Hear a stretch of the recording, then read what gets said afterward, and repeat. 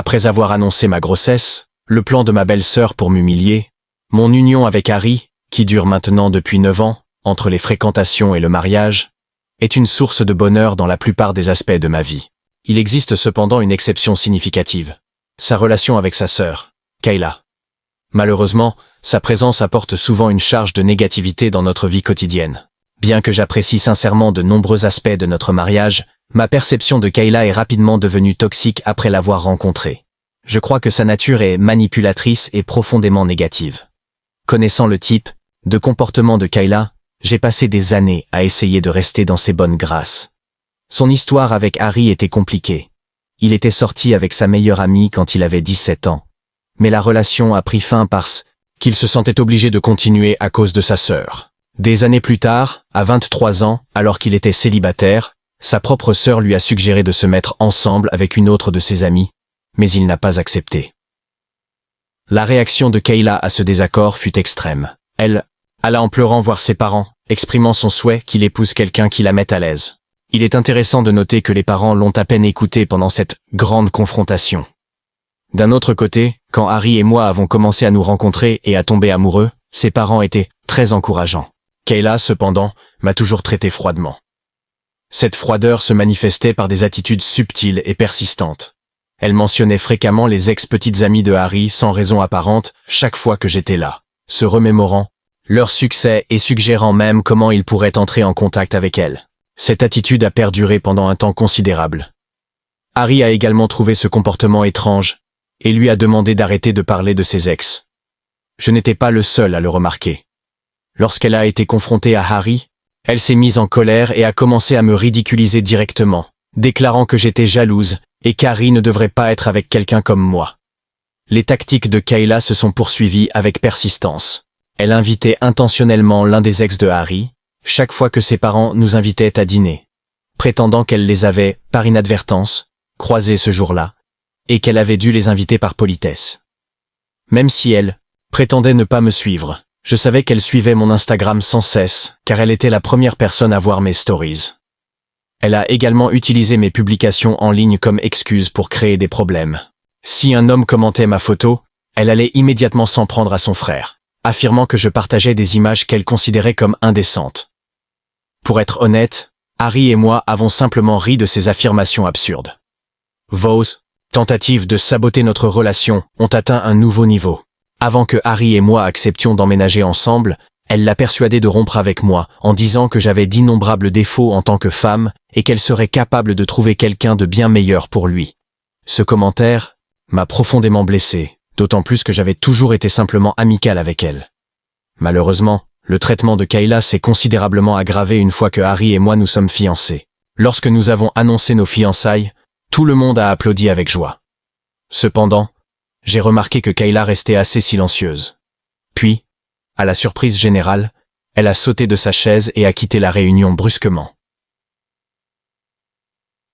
Donc, tard, elle appela Harry en sanglotant et en criant, se plaignant de ne pas avoir apprécié d'entendre la nouvelle avec les autres.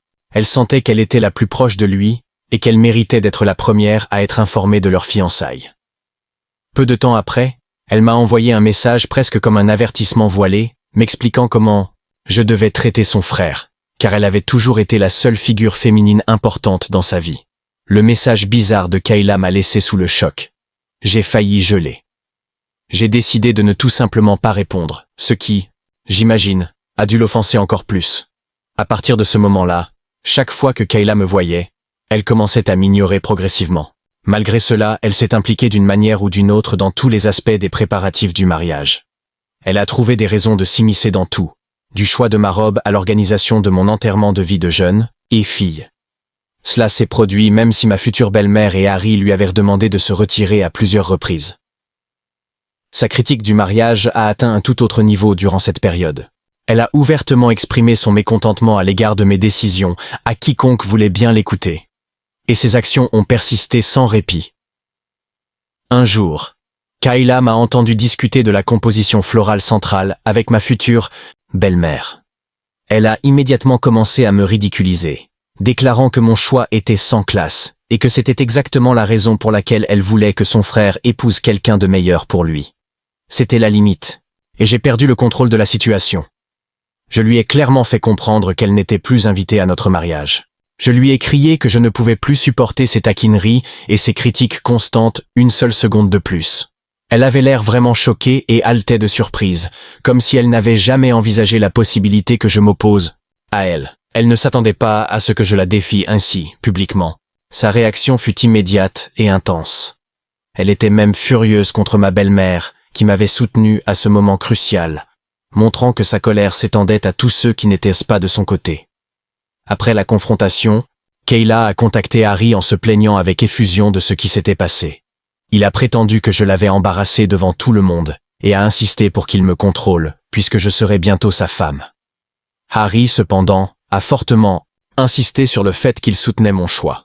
Il a été clair, ne pas être invité au mariage serait la conséquence si elle ne changeait pas radicalement de comportement et de ton. Face à la position ferme d'Harry, elle m'a envoyé à contre-cœur un message qui semblait être des excuses sincères. J'ai vu le message, mais encore une fois, je l'ai laissé aride, c'est-à-dire que je n'ai pas répondu. J'étais déjà fatigué de préparer le mariage, avec toute la logistique et le stress que cela impliquait, et la dernière chose que je voulais était d'avoir quoi que ce soit à voir avec son drame. Bien qu'elle n'ait pas été invitée, Kayla a assisté à notre mariage à la fin. J'aurais vraiment aimé qu'elle ne nous critique pas plus tard, mais je savais que les chances étaient minces. Tous les autres invités, sans exception, n'ont eu aucun mal à suivre les tons roses et pastel que j'ai choisis pour la décoration.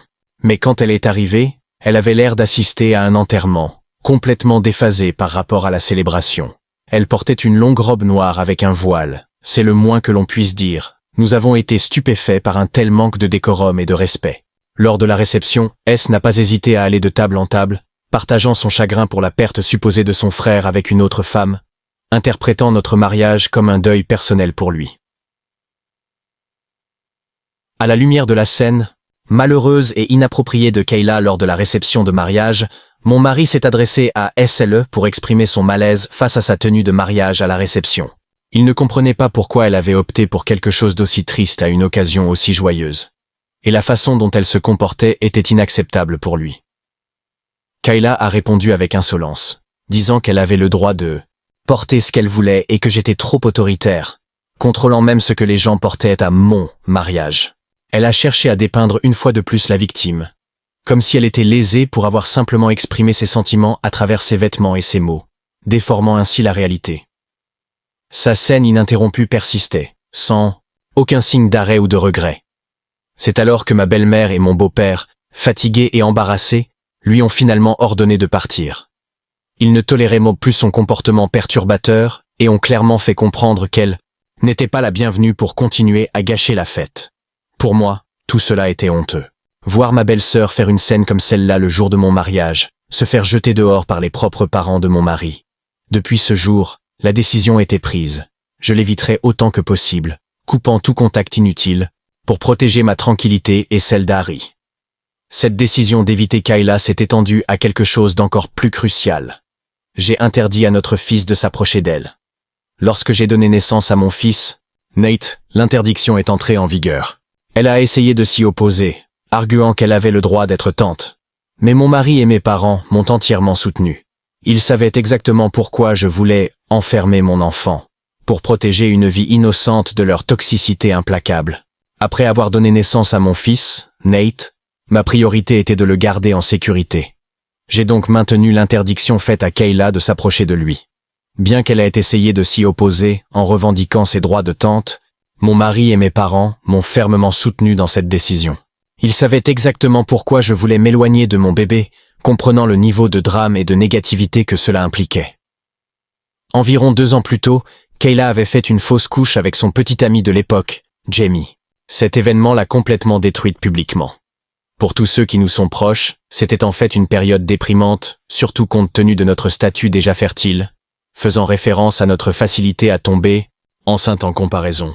Harry et moi nous sentions mal pour elle. Étant donné sa souffrance et ressentant un peu plus de compassion après la fausse couche, nous avons choisi d'être un peu plus indulgents. L'espoir était qu'elle puisse établir un lien positif avec notre fils, Nate. Nous l'accueillons donc de temps en temps chez nous. Et étonnamment, malgré son comportement passé envers moi, elle a été très gentille avec notre fils. C'était vraiment choquant de voir à quel point elle semblait avoir bien changé au début. Mais, comme toujours, avec le temps, elle est revenue à son ancien moi.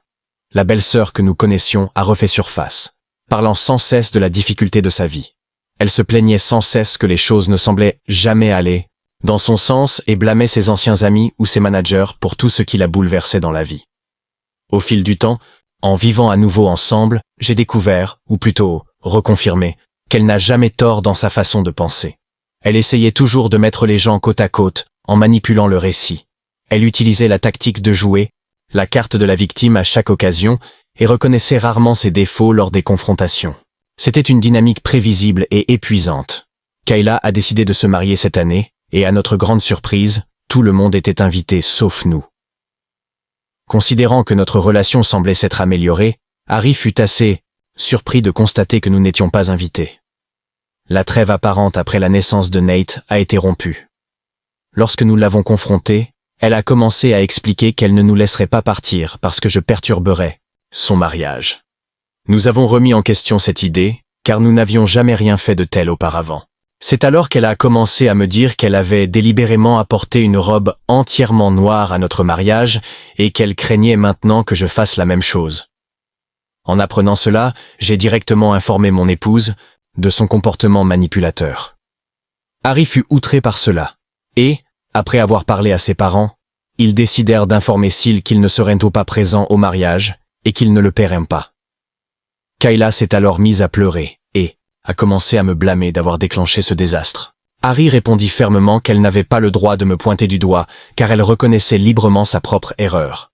Après cela, elle a essayé de justifier son comportement en disant que je devrais m'en remettre puisque notre mariage remontait à longtemps. Elle m'a ensuite contacté, s'est excusée et m'a demandé pardon. Même si Phil et Mill ne peinaient pas encore son mariage, et je déteste le dire, Kayla peut être très charmante et convaincante quand elle veut quelque chose. Je voulais juste passer à autre chose, et je lui ai pardonné. À la surprise générale, son mariage avec Jamie était parfait. Moins de 6 mois s'étaient écoulés lorsque Kayla s'est présentée à notre porte, se plaignant de l'échec de son mariage. Harry et moi l'avons laissée rester avec nous pendant quelques jours, où elle a passé des heures interminables à se plaindre de son mari. Il semblait avoir du mal à tomber enceinte, et Kayla blâmait clairement Jamie pour tout. Quand j'ai essayé de lui parler, elle a insisté sur le fait que la responsabilité incombait entièrement à son mari. Quand elle ne se plaignait pas de lui, elle était hyper concentrée sur nos vies, essayant d'inventer des choses qui n'existaient pas.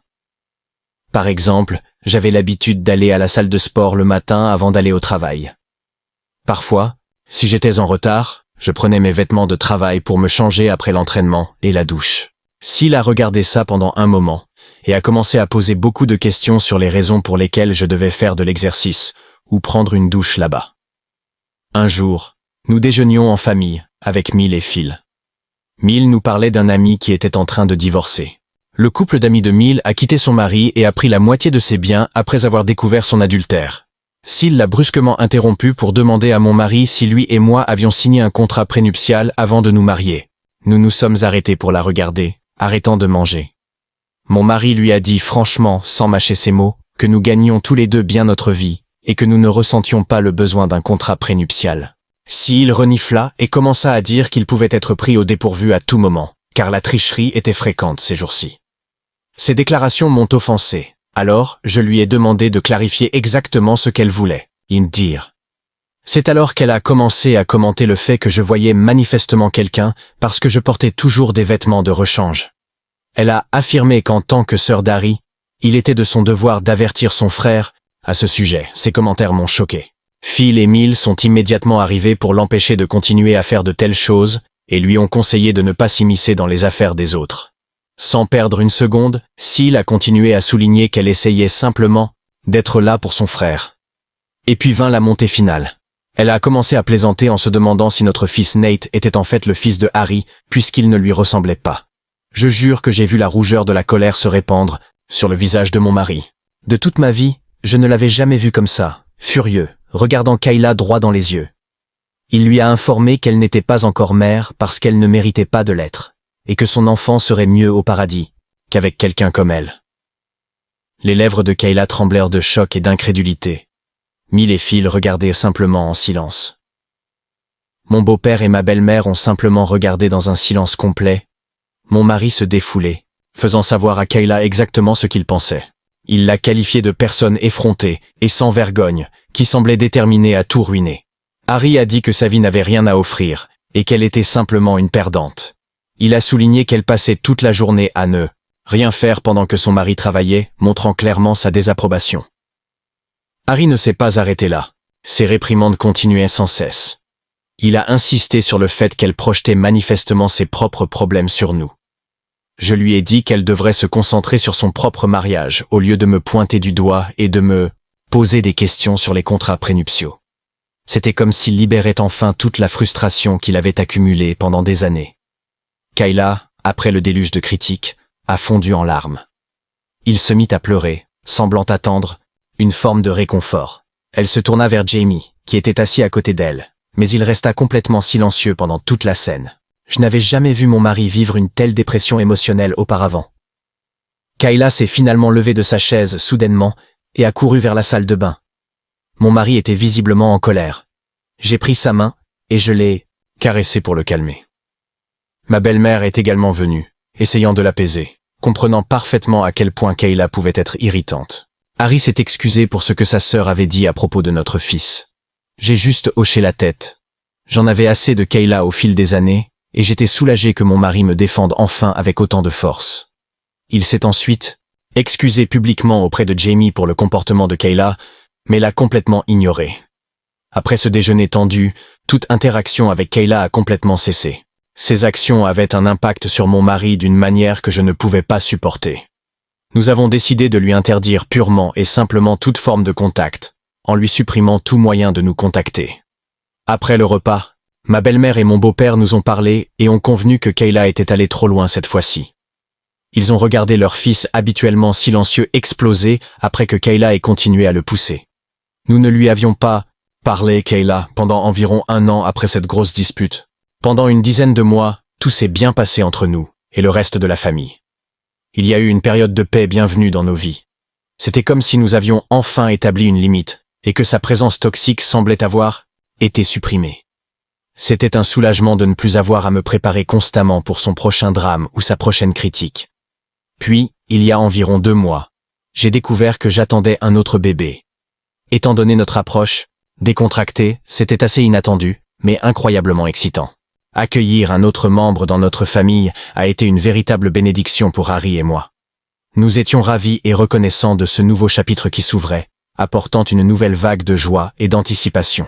Nous avons décidé que le moment idéal pour partager la nouvelle serait lors de la prochaine fête d'anniversaire d'Harry. Nous attendions la bonne occasion pour le faire. Mes beaux-parents, Mill et Phil, organisaient une grande fête en l'honneur d'Harry. La fête aurait lieu dans leur jardin, avec tous nos amis proches et notre famille invitée à y assister. Cependant, Kayla a quand même choisi de se montrer, faisant une apparition surprise à la fête. Elle a dû entendre parler de l'événement par d'autres personnes. Quand mon mari et moi l'avons vue arriver, nous avons tous les deux reculé un peu de surprise. M'ignorant complètement, elle se dirigea directement vers Harry, voulant visiblement le serrer dans ses bras. Sa présence, même si elle semblait retenue, a immédiatement changé l'atmosphère de la fête. Elle a dit à Harry combien il lui manquait, et s'est excusée pour leur dernière dispute.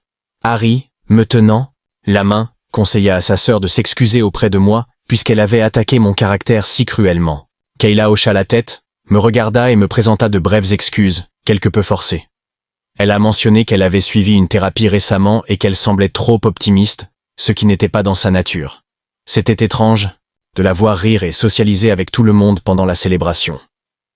Tout au long de la célébration, Kayla n'arrêtait pas de mentionner qu'elle voyait un thérapeute, alors j'ai essayé de lui accorder le bénéfice du doute. Pourtant, son attitude semblait trop optimiste, ce qui n'était pas du tout son caractère.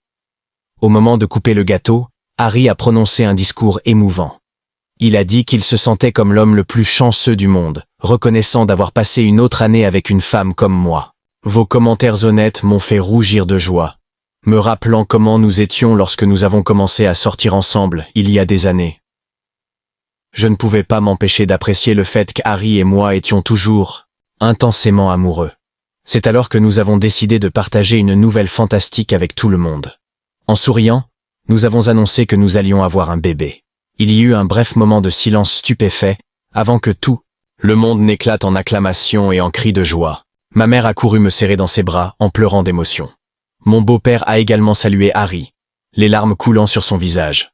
Tout le monde était visiblement heureux et impatient de savoir si nous avions déjà choisi des prénoms pour le bébé.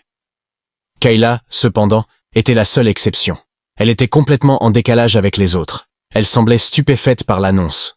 Son humeur a visiblement changé et elle nous a simplement tourné le dos, l'air irrité. Au début, j'ai pensé qu'elle assimilait peut-être lentement la nouvelle. Cependant, une petite inquiétude est apparue.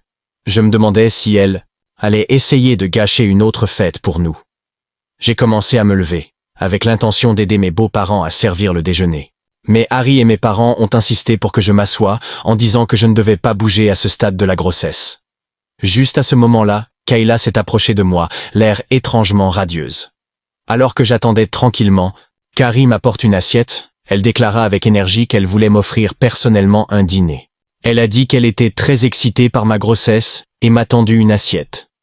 Quand elle m'a tendu l'assiette, elle a même dit qu'elle voulait se rattraper pour toutes les fois où elle avait été impolie avec moi dans le passé.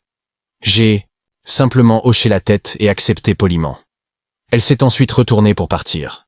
J'étais sur le point de commencer à manger quand, heureusement, j'ai remarqué qu'elle avait mis des crevettes dans mon assiette.